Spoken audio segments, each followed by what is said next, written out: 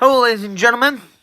Welcome to the Game Hub. I'm your host, GamerK's, and it's April 1st! Happy April Fools, everybody. Sadly, there's no funny business going on today. I've stopped doing April Fool's jokes, because a good majority of them haven't been that successful. But, let's get on to the video. Like I stated in my last video, for the first week of April, I will be doing another top 13 list, and then I'll do a DLC review, and then I'll be doing a game review.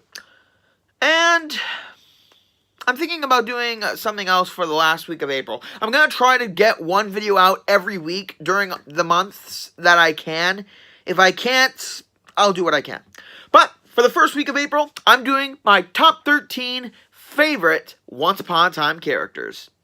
Once Upon a Time was introduced to me through my girlfriend, where she watched it about 2 seasons before it ended. Better late than never, I always say. I mean, when I first saw promos and trailers for it, I thought it wasn't going to be that good until I watched it, and yeah, it made me see a whole bunch of fairytale and Disney characters in a new light, and it was awesome. Did not need the 7th season, though. That was complete garbage. But a majority of characters really did resonate with me. And now, let's go for my top 13 favorite Once Upon a Time characters. Why top 13? Because only the odd can become number 1 here. Starting off the list at number 13 is kind of a duo. Dr. Jekyll and Mr. Hyde. Oh, before I even begin, this list contains spoilers for the show, so if you haven't watched the show, click off, or if you don't really care that much, keep watching. Dr. Jekyll and Hyde, a very, very old-time story where a man who wants the girl of his dreams creates this potion to turn him into this grisly-looking thing. A lot of interpretations of the Jekyll and Hyde persona have come from the movies The Nutty Professor. The old one can go to hell, and the one with Eddie Murphy actually did a very good job of making it feel modernized, but not too cliche, having Sherman be the professor who's very big and is always mocked for it, but he wants to get the attention of the gorgeous woman who is joining the faculty, aka Jada Pinkett. But then he tests his serum, and creates buddy love. A very enthusiastic, very over-the-top side character. And Jekyll and Hyde in the show do very good. Jekyll is this really skittish scientist, where we find out in his backstory that he wanted to get the hand of his benefactor's daughter. And when he created Hyde began to develop feelings of his own, not just the feelings of Jekyll, which is usually the big thing in any Jekyll and Hyde character or series. So I appreciate that. But then it goes to a big freaking twist. Normally, for those of you who know the story, Hyde is the villain of everything, and Jekyll's the one who has to fight back. But in the episode where they get split from one another, and in the backstory, it turns out that Jekyll, after Hyde slept with the girl he wanted, and, in the morning he's reverted to Jekyll, the girl doesn't acknowledge him and says that he wants to know where Hyde is and calls Jekyll a despicable person. And Jekyll, in turn, kills the woman. And then pitting blame on Hyde. And then we see it's Jekyll that's been this villain. And Hyde is the innocent bystander. And then, in turn, Hyde becoming a villain himself. It even goes to show that even... The thing I like about these guys is that it plays on that thing that you really don't know, like, which side of you is good or evil.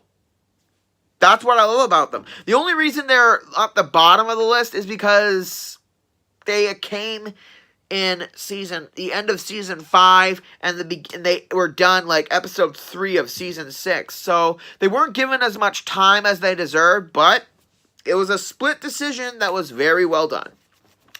Coming in at number 12, Alice. No. No, not that spin-off shit. I'm talking about Alice or Tilly from the season 7 of Once Upon a Time. And yes, I know I said that Once Upon a Time season 7 should not have existed. Alice is the exception because she's such a fun character. I love her.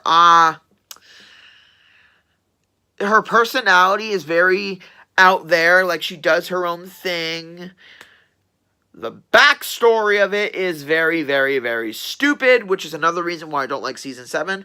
But she's very good at heart. I mean, she tries to help the characters as much as she can, but during the curse, she's all, you know, and very, very not well looking, but she does a good job of being a great character. And then it's found out that she hooked up with female Robin Hood, who is the Wicked Witch's daughter. God, I love it when they do that in this show. One of my favorite couples in the show, but sadly, she also gets low on the list because of how underutilized she was. Like, they just threw cliche, and plot convenience on her, and it just downgrades her character for me. Well, at least she was a better Alice than from Tim Burton's movie, so that's a plus. Coming in number 11 is Zelena. For those of you who don't know, she is the Wicked Witch of the West for Once Upon a Time, and also the sister of Regina, who is the evil queen. Don't you just love it how they somehow connect all these different characters to each other for the show? It works, and I loved her during season 3. She was very cunning, she was very manipulative, as are a bunch of other characters on this list, which is what I love about these characters. The fact that they can be so manipulative and their story changed so well. She was very envious of seeing her sister grow up and being their mother's favorite. I'm sad that she didn't get the happy ending she wanted in the end, but the ending she got was great. I really did love Zelena throughout season 3 and onward. I just really wish that season 7 was better, because it just drops a whole bunch of people and then brings them back later on. But her character stands tall, and if I ever see any Once Upon a Time cosplayers, oh, I'm so getting photos because I need some in my portfolio. But yeah, Zelena was the Wicked Witch of the West from the start, but she ended up being a great character in the end. Coming in at number 10, I was not going to put this character on the list. I was originally going to have Hades or Dr. Facilier. They had more of an impact than this kid, but he's the main character, so I have to put him on the list. Number 10 is Henry, a.k.a. you know, he's the son of Emma, and, well, I'm not going to go deep into backstory. The kid is a good character. Right from the start, he's the one that brings Emma to Storybrooke in order to fix everything. And then he's adopted by Regina, who she unwilling. It's a whole big cluster F of a soap opera, and that's one other reason why I love this show. But Henry as a character, he kind of, throughout the first 3 seasons, he's very likable. He's very, okay, yeah, he's 11 years old, so he's definitely, not hated as much. But as the show starts going, for me, his popularity just went downhill, especially in season 7, where they do the exact same thing from season 1 and just frickin', they just ruin it. They ruin his character. I mean, he wanted to branch out of Storybrooke and find his own story, but that ends up getting him the exact same chapter that his mother got from the first season. So, congratulations, kid. You pretty much just asked to be screwed with. Not only that, but during season 5 and 6, he really doesn't It goes down. It goes up and down. It's like a roller coaster with this kid throughout 5 and 6. So he may be the main character that got this show rolling, but in the end, he's the one that brought it to a grinding halt. Coming at number 9, A Tale as Old as Time, Belle. I love Emily DeRiven, the actress that got to portray Belle for the show. She is fantastic. Her Australian accent kind of off-puts Belle's French origin, but at the same time, it puts a great spin on everything. Especially her main role in the show. I mean, it's just beautiful. We don't see her in season 1. We see her afterwards, and just her getting her memories back. Seeing her, everything about her backstory, it shows that she's brave, that she will try to look for the good in everyone, even if there isn't very good indicators when she tries to be reasonable with Gaston, which there is none. And her love with Rumpelstiltskin is by far my favorite couple in TV show. One of my favorite couples in TV shows, because they took the Beauty and the Beast story, they changed it up a little bit, and it's just beautiful. Her character dealing with Rumple, even though he's evil, he makes all these mistakes, but she always calls him. She's not the kind of female character that will accept everything that's going on. I mean, she accepts Rumple for who he is, but every time he's done something unforgivable, she always calls him out on it and always makes him pay for it. And I think that's the best thing about their relationship. Plain and simple. Their love for each other even survives through the toughest of trials in the seasons, and I love that about them. Also, the fact that they did the Beauty and the Beast dance with their outfits and the music, it's one of my favorite moments of the show. Let's get to it. Coming at number 8, Peter Pan. Those of you who are waiting for me to say how great it was to have him be a hero again. Nope! He's a villain! That's right, ladies and gentlemen. The boy who never grows old is a frickin' villain. He takes over Neverland. I'm going to get into his backstory a little bit more because, oh boy, do they really come up with something incredible. And my girlfriend knew this when I started watching it, and she was snickering the entire time I've been watching this show because she knows what happens, and oh my god. So he takes over Neverland, and his shadow is like his observer. That's freaking awesome. And he turns the Lost Boys into his, like, gang. And it works. The one thing that I really love about it is in Neverland, there's this magic where he needs to absorb the youth of kids in order to stay young. And here's where the plot gets really, really good. He is, in fact, the father of Rumpelstiltskin. I kid you not. When they were kids, when Rumple was a kid, him and his father were beggars pretty much, but they come across this magic bean where if you think about the place you want to go, it takes you there.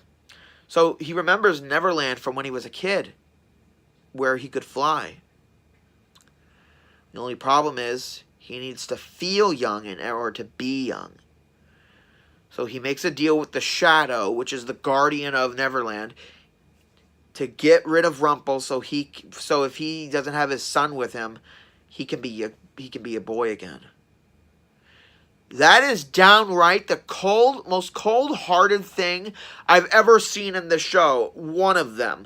And the fact that they took this character who's supposed to be this hero and created this elaborate backstory for him, that's another reason why I love Once Upon a Time. It takes the stories you know and they completely turn it on its head and then some. It keeps you guessing.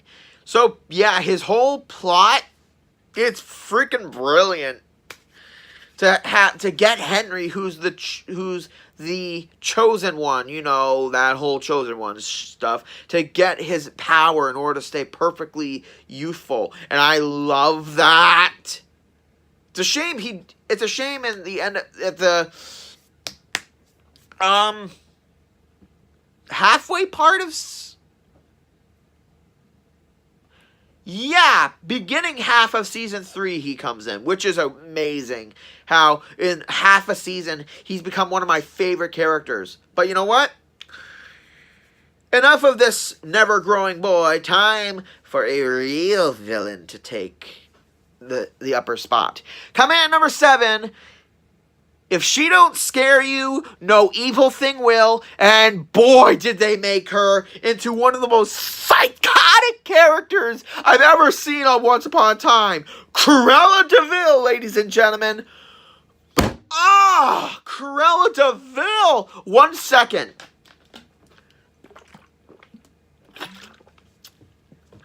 They managed to take this incredible villain and make her 10 times more awesome.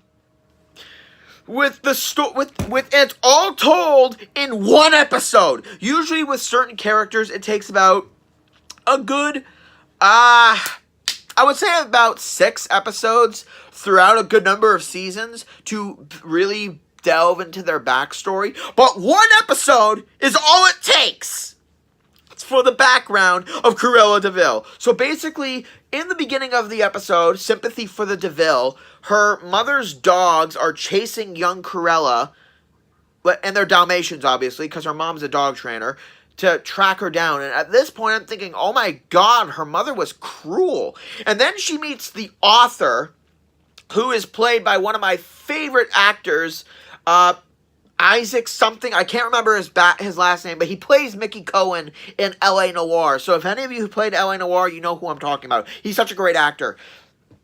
So, he's a salesman who's also the author. So whatever he writes, it will come true. So, him and Cruella have this little spark. And he takes her out dancing. And this is like in the 1940s, something like. So it's all like 40s hairdo and jazz music and all that good old time stuff. And then he tells her that she wants to leave, but her mother is keeping her locked up. So she kind of smooth talks him and tells him, and he writes on a paper saying that Cruella de Vil can talk to animals and can control them. After that, though, Cruella's mother goes to talk to him and tells him that she is a psychopath, that she's killed 3 of her husbands, and that she uses people. And then when Cruella confronts her mother, she uses her new power to have the dogs maul her mom to death. I told you there was going to be spoilers, people, but this is my skin is freaking crawling right now just describing this. And then, when the author goes to see Cruella, she's working on a sewing machine. And then the author asks her what the hell happened, and she turned the dogs into her fur coat after they killed her mother. And she says that when she was a kid, she when staring into the darkness, she thought, why not just splash in and have fun? She is a sociopath!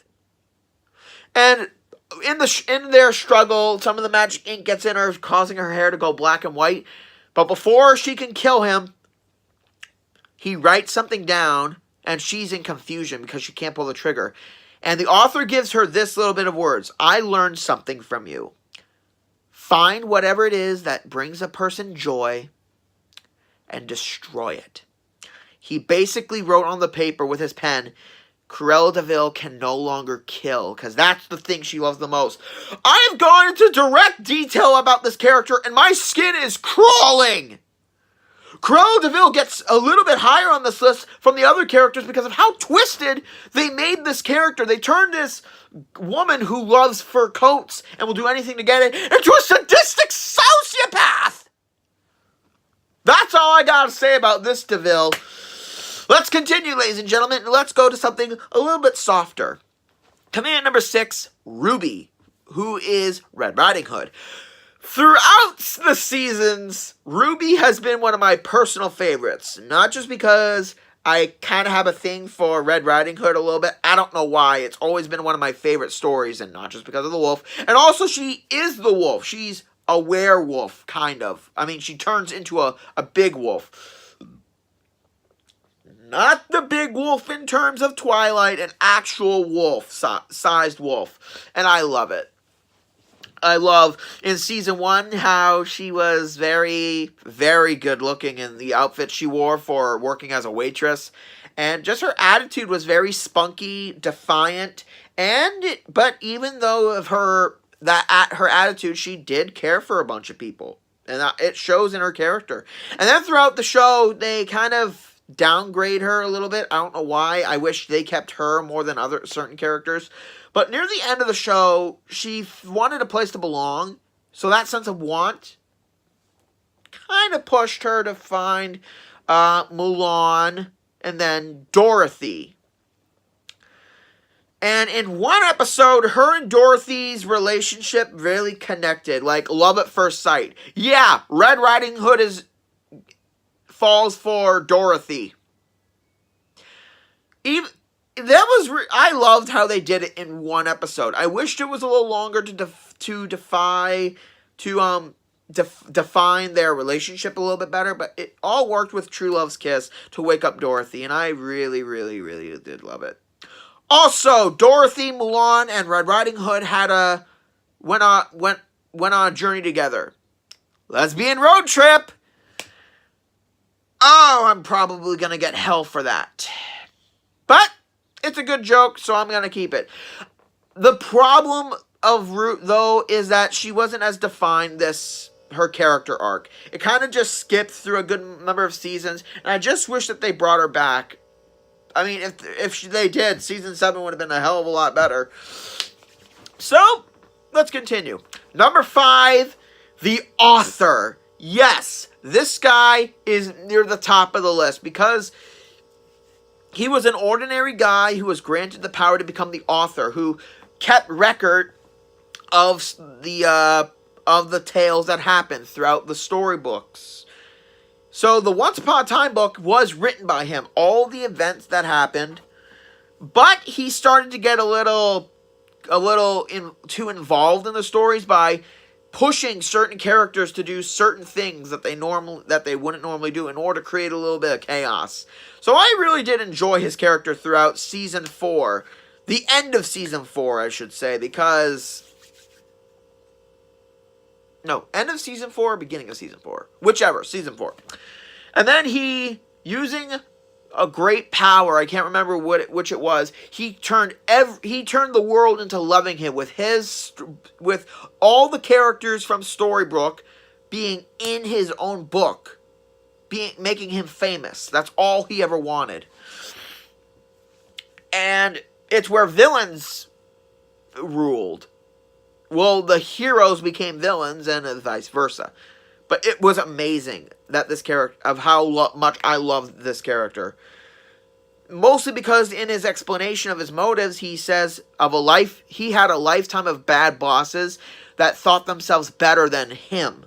So he wanted his time to be the big guy, which turned him into a villain. It just goes to show you that guys who are pushed to the limit can become villains themselves, even though they aren't villains before. That's what I love about each character. They kind of bring some psychology or meaning behind them. That's what I love. It's a shame he didn't last as long as he did, or else he'd be like number 3 on my list. Coming in at number 4, Killian Jones, a.k.a. Captain Hook. I never thought that this character was going to be on my favorites list when I was first watching. But I love him.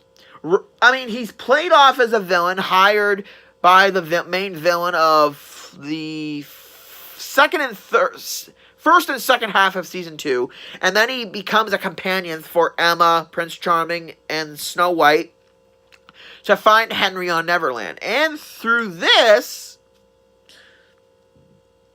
his relationship with Emma develops, and it's done very gradually. Like, they don't just do it immediately, not love at first sight. They go on a bit of adventure first, and then they start to get closer. I love it when shows do this with characters. They don't just force the relationship, they have it develop. And they've done that throughout Once Upon a Time with every single relationship.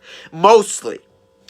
And him being Captain Hook was very, very fun, especially when Emma starts doing jokes like, how does he feel about powdered wigs? Because every other Captain Hook we've seen has had like a powdery wig.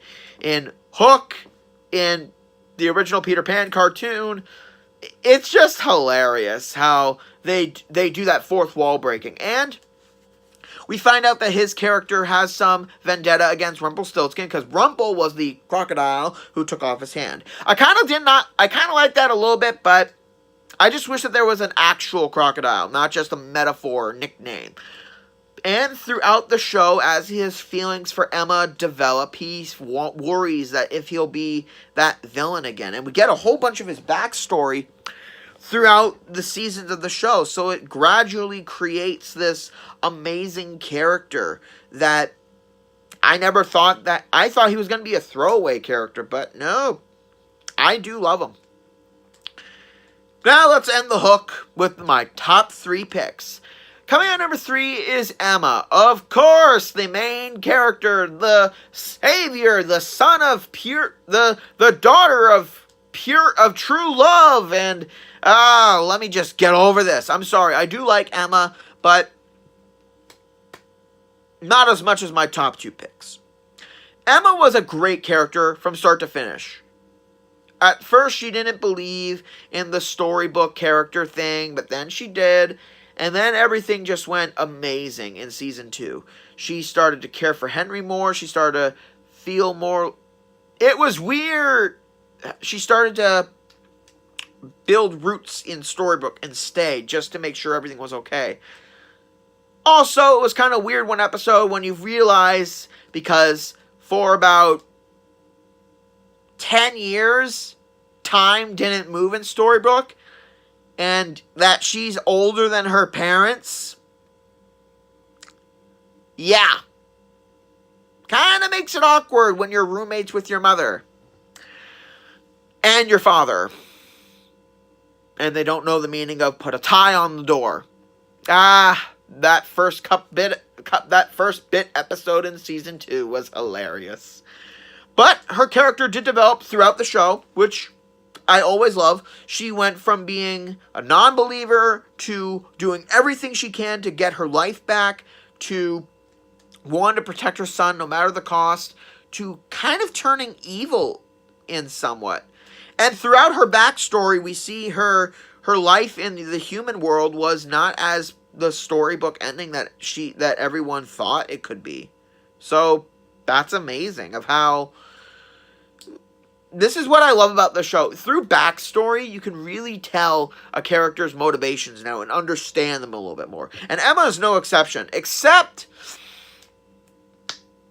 I felt everything went downhill for her before season 7 started, like the end of season 6, where it just felt like they just pulled a Deus Ex Machina out of their asses and just saved the day. But she's still a great character, and I gotta say, I loved her more in House. Yeah, I'm just gonna throw that out. Coming in number 2, sorry dearies, number 2 comes with a price. Rumpelstiltskin, ladies and gentlemen, my second favorite character. Rumpelstiltskin is always played as the villain of every single season, because everything he's done, he loves making deals, he loves manipulating people, and I love that about him. I love those kinds of characters where they try to find every little loophole they can in a deal to make it work for their advantage. And throughout the show, he does this in spades. He miraculously sustains being an amazing character from start to finish, even when he's in human form. But there are some times where I think he does go too far, but that's what makes him a better character, not a villain. Everything he does not just, okay, sometimes it's for himself, and other times it's for Belle and anyone else he cares for. Because it's amazing to see how far he'll go to keep his dark power, but at the same time, it also causes him to think about certain things when someone he has to hurt is someone that he cares for. It's a big struggle that he faced throughout the show. And I loved, and the season 7, he was the best part. He was literally the best part of season 7. And in the end, he's went through so much in every single season. Always staying one step ahead of every other character in the show consistently. He was always a good number of steps ahead until season 6 and season 7, where he fell back a little bit. And that's what I love about Rumpelstiltskin. Even though he was always plagued as the villain, in the end of everything, he ended up leaving the show as a hero. He was in every single season, and oh God, it's just an amazing character. And if I ever find Robert Cart, if I ever find out that he's going to be at a convention, it will be my pleasure to shake his hand and just have a good laugh with him, because he is amazing. All right, we've reached the number 1 spot, and I know my girlfriend is really anticipating this.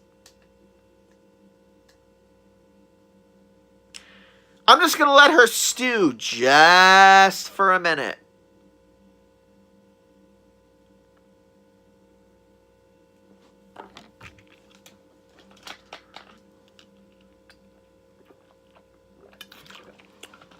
The number 1 character spot for my Once Upon a Time characters goes to a character who throughout the series hasn't just developed.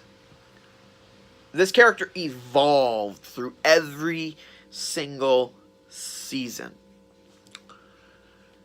This was a character who had happiness taken away, who tried everything to get little happiness back.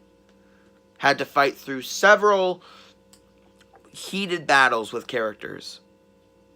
And nonstop, always had to prove that they could change. Even though, contrary to the belief of the other characters, and contrary to other characters' schemes to keep this character in the villain role.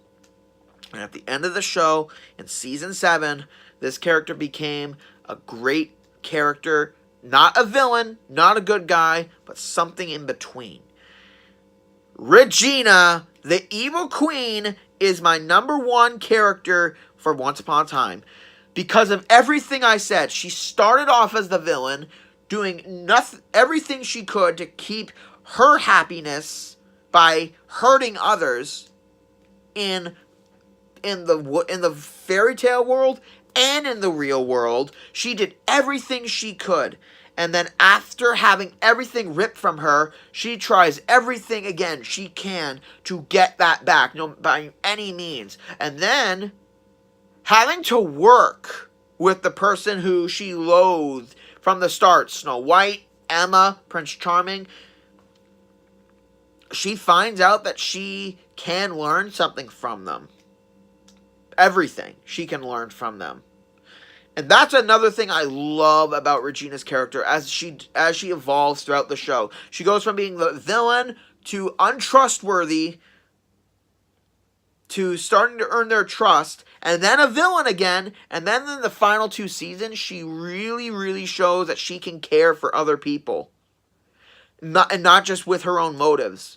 And throughout her backstory, like I said, from her evolution from villain to hero, we see in her backstory, we see the evolution from an innocent girl who had so much life in her to slowly progressing into the villain that she became for the start of the show. So we see her go from good to evil, and then from evil to good.